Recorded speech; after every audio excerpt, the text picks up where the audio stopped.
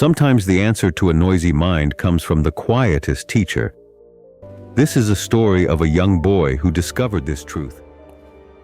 Once upon a time, in a quiet village wrapped between tall blue mountains and whispering forests, there lived a 24-year-old young man named Marco. Although the village was peaceful, Marco's heart was not. His mind was loud, too loud. Thoughts ran inside him like a restless river after a storm.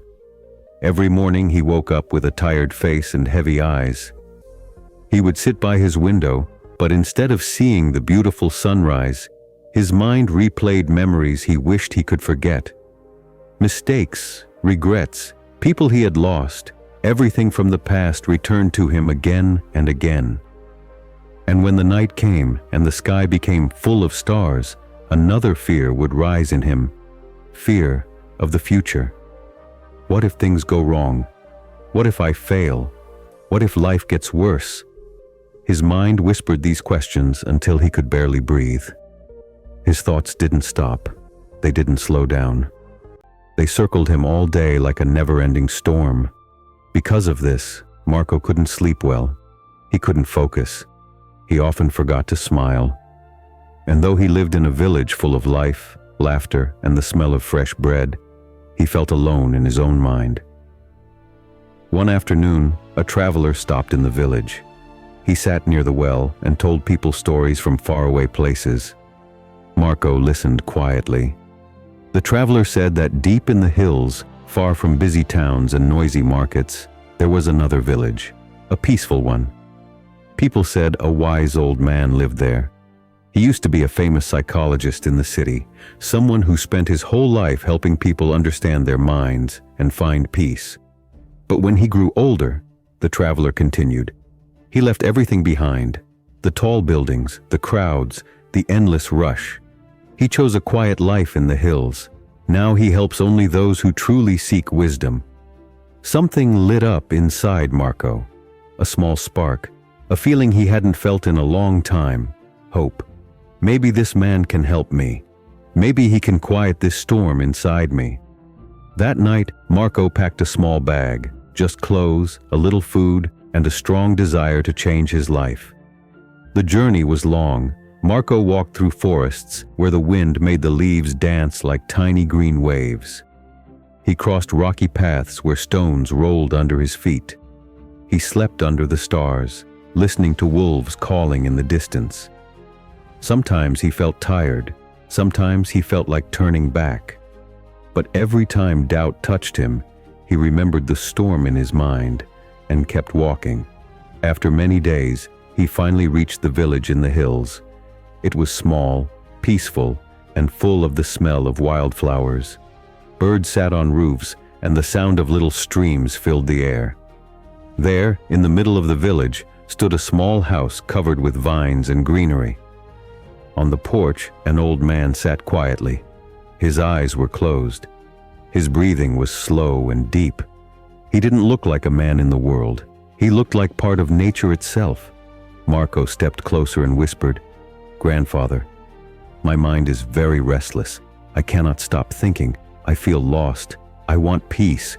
Can you help me?" The old man opened his eyes slowly and looked at Marco with kindness so deep that Marco felt his heart soften. A gentle smile touched the old man's lips. "So you came searching for peace? Come, I will give you a small task." He stood up slowly and walked to his small yard. There was a bucket of water and a tall, clear glass.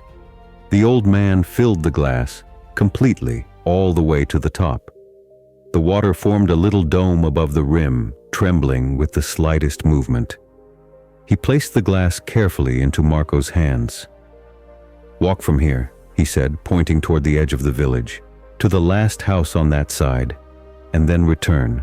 But listen carefully. Do not spill even one drop of water." Marco blinked. "That's it?" he wondered. It seemed too simple. But he respected the man, so he nodded. Marco took his first step. The road was narrow. Villagers were busy with their day. Women washed clothes, children played with wooden toys, men carried baskets, dogs chased chickens. The air was full of sounds, laughing, shouting, calling, barking. But Marco didn't look around. His eyes stayed fixed on the glass. His hands tightened around it. His mind, for the first time in years, focused on only one thing: don't spill the water. He walked slowly, step by step, breathing carefully so the water wouldn't move. A child ran across the road, but Marco didn't notice. A dog barked loudly near his feet, but Marco didn't flinch. A woman called out, "Young man, are you all right?" But Marco didn't answer. Every part of him was focused on that one glass of water. When he returned, the old man was waiting. Marco held the glass out proudly. "Grandfather, I did it. Not a single drop spilled." The old man smiled. "Good. Now tell me, what did you see on the road?" Marco frowned. "Nothing." "Did you hear the children playing?" "No." "Did you hear the dogs barking?" "No." "I heard nothing. I only looked at the glass." The old man nodded gently. "That," he said softly, "is the secret of peace." Marco's eyes widened. The old man continued, "When your mind stays in the present moment, there is no room for fear, no room for regret, no room for the noise of the world. You are not thinking of the past. You are not worrying about the future. You were simply here, and in that moment, your mind became quiet." A deep silence filled Marco's heart. He finally understood. Peace was not something far away, not something hidden in the mountains, not something another person could give him. Peace was inside him, waiting for him to return to the present moment. He bowed his head. "Grandfather, now I understand. If I want to calm my mind, I must stay in this moment. That is where peace lives." The sun began to set. Golden light spread across the village. Birds flew back to their nests. The air became soft and cool. And Marco walked back home, not as a restless young man, but as someone who finally knew the way to silence the storm inside him.